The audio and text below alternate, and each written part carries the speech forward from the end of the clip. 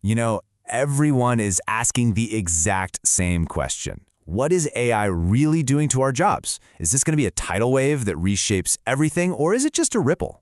Well, today we're diving into a really fascinating new analysis that gives us our first solid clues. And this analysis is trying to get to the bottom of three key things. First, what's the real gap between what AI could do in theory and what it's actually doing in the workplace right now? Second, how is that affecting job growth? And then, of course, the big one, is it actually leading to unemployment? So let's break it all down. But before we do, let's just get some context here. Trying to forecast these massive economic shifts is, well, it's incredibly difficult. I mean, think about it. We've seen this movie before with things like offshoring or industrial robots, right? There were all these huge studies with bold predictions, but the actual impact on jobs, it was often super unclear, debated for years, or just turned out completely different than anyone expected. That's exactly why we need a much better approach for AI. So to get a clearer picture this time around, we need a better tool. We're going to look at a brand new way to measure AI's real impact, one that cuts through all the hype and just focuses on what's happening on the ground today. And this is the crucial distinction. You see, a lot of previous measures looked at theoretical capability, so all the tasks an AI could possibly do. This new approach, though, it focuses on observed usage. Which tasks are actually being automated in a real professional setting? It's kind of like the difference between a weather forecast saying a hurricane could hit the entire coast versus a live report of where it's actually making landfall. One is theory, the other is reality.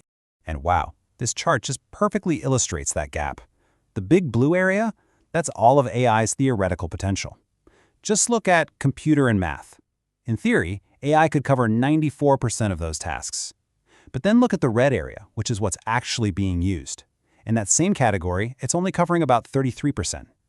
That massive gap between potential and reality is the key to understanding everything that follows.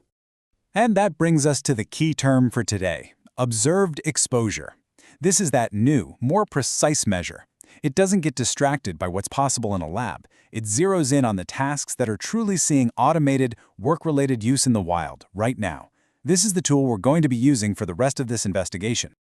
All right, so now that we have our tool, who does it point to?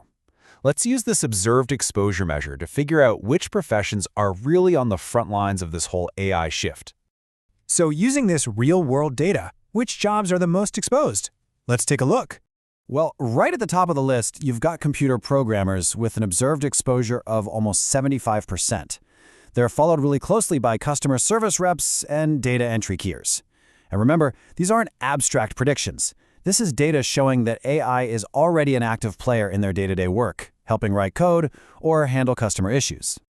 Okay, now this is where it gets really fascinating. Who are these workers? When we look at that top 25% of jobs with the highest AI exposure, the data shows something pretty counterintuitive.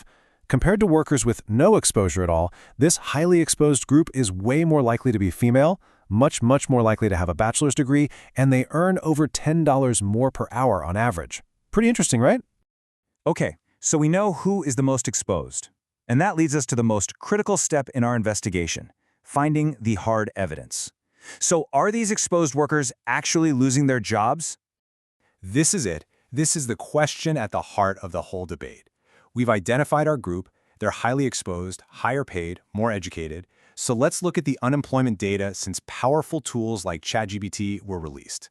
This chart here tracks unemployment trends. Now the red line, that's our most AI-exposed workers. The blue line represents workers with zero exposure. You can see that huge spike for the blue line, those less exposed, often in-person jobs during the pandemic. But look what happens after that. The two lines have basically moved in a very similar pattern. And here is the big reveal. See that bottom panel? It isolates the difference between these two groups since late 2022. And the result? The effect is, and I'm quoting the paper here, statistically indistinguishable from zero. So the main takeaway is this. Despite all the exposure, we are not, I repeat, not yet seeing a systematic increase in unemployment for these workers. So, seems like an open and shut case, right? No impact on unemployment, let's all go home. But, you know, just like in any good investigation, there's another layer of evidence we really need to look at. Okay, check this out. This chart tracks new job starts, but specifically for young workers, aged 22 to 25. And while it's true people aren't being laid off, the data suggests that companies are hiring fewer young people into these highly exposed roles. You can see the red line, which is hiring in those exposed jobs, has started to trend down recently, while the blue line for unexposed jobs is holding steady. All right, let's wrap this all up and put the clues together. We've gone from building a new tool, to identifying the key group, to examining the evidence. So, what's the verdict here? So here's what you really need to remember.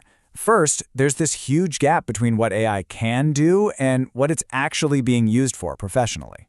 Second, the workers who are most exposed kind of defy the stereotypes. They're often more educated and higher paid. Third, and this is the most important part, there's just no evidence of mass layoffs yet. But, and this is a really big but, there are some early warning signs that hiring for entry-level talent in these exact jobs is starting to slow down. So, the verdict is in, at least for now. There is no AI-driven unemployment crisis happening at this moment. But this story is clearly just beginning.